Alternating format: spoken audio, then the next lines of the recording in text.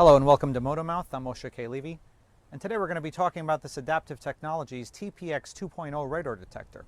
With all the commuting and road trips going on around here lately, I thought it'd be a good time to step up my protection against predatory revenue confiscation by this state. Indeed, New Jersey is infamous for being the most expensive state in the entire country in terms of astronomical ticket fines, state surcharges, and court fees. Oh, and the most speed traps per mile of any state as well.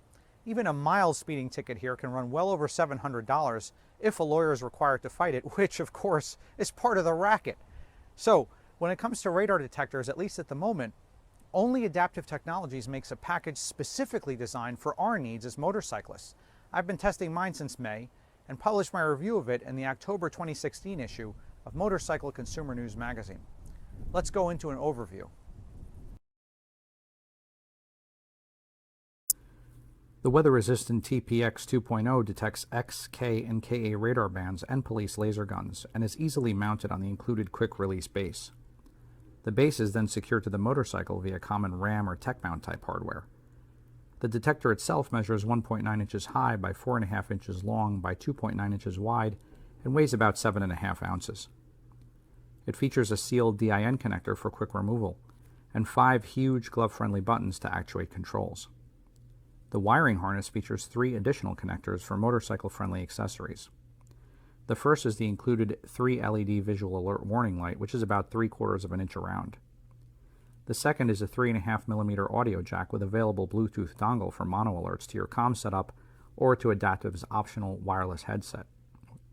And the third is a jack for an optional blinder laser jammer, which wasn't available for my testing. From a purely ergonomic perspective, this design is far more appealing than trying to adapt automotive detectors to motorcycle applications, or building and buying shrouds to protect automotive ones from the elements, or trying to actuate automotive tiny buttons while wearing gloves, missing the visual alerts, etc., etc. The TPX's 5 large control buttons are spaced far apart, reducing the chances of accidental actuation while wearing gloves. The LCD display is located north of the button array and angled towards the rider, requiring only quick glances to read. The display and all buttons are all backlit in deep blue, and the controls themselves are generally intuitive. A power button turns the unit on and off. The one can and should wire the TPX to switch power, so it turns on and off automatically with the ignition, which is how I installed mine. The backlight button allows the rider to switch the button backlighting feature on and off. Volume control adjusts between 5 stages, and the same button can also toggle LED brightness between 5 stages. Both are shown on a bar graph display. Finally, a city highway button allows toggling between city mode and highway mode. Within these city and highway main categories, using the same button, the detector can be programmed to ignore incoming X or incoming X and K band alert. Installation is straightforward, essentially involving finding a suitable place to mount the detector and then wiring up the harness. The manual calls for direct connection to the battery, but my advice is to power the TPX from a switched line to eliminate the possibility of parasitic draw running the battery down even when the detector is off. Running from a switched line also adds the convenience of the TPX powering itself up and down in sync with the ignition switch.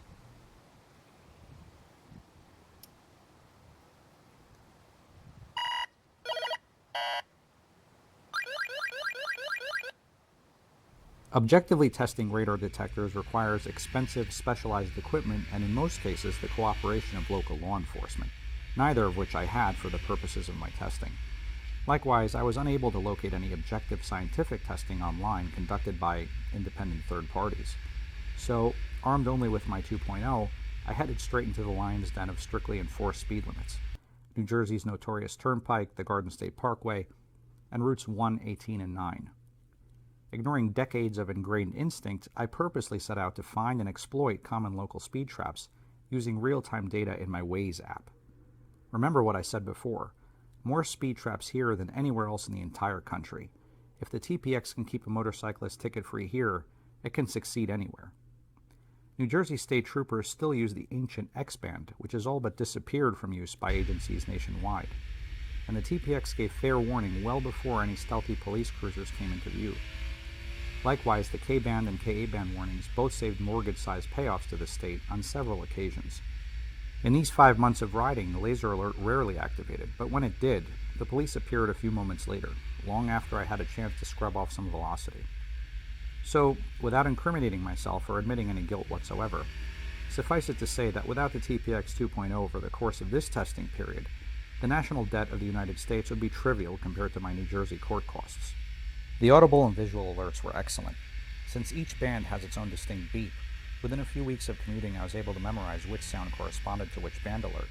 This was useful in ignoring X-band alerts in town, which are almost always false alarms caused by garage door openers.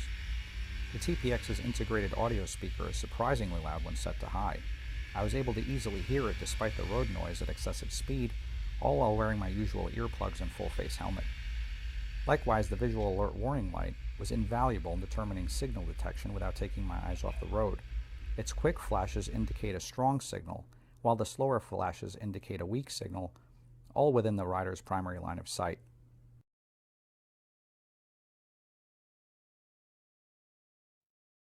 Now, getting a radar is not an excuse to speed by any means.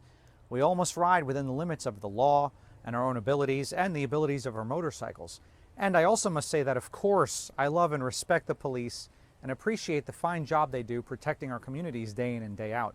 But a detector is a legal way to skirt the more blatant attempts by the state to confiscate even more of our cash with lame speed traps and fake worker zones and artificially low limits, which are so commonplace around here. At $299 MSRP, the Adaptiv Technologies TPX 2.0 isn't even half the price of one speeding ticket around here, and it doesn't come anywhere close to the price of an expensive automotive detector.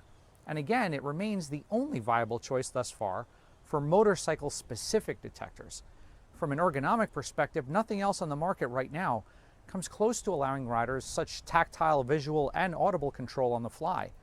Likewise, over my testing regimen, it was routinely exposed to the elements, sitting in direct sun for many hours per day, and even an errant splash of gasoline from a faulty fuel nozzle.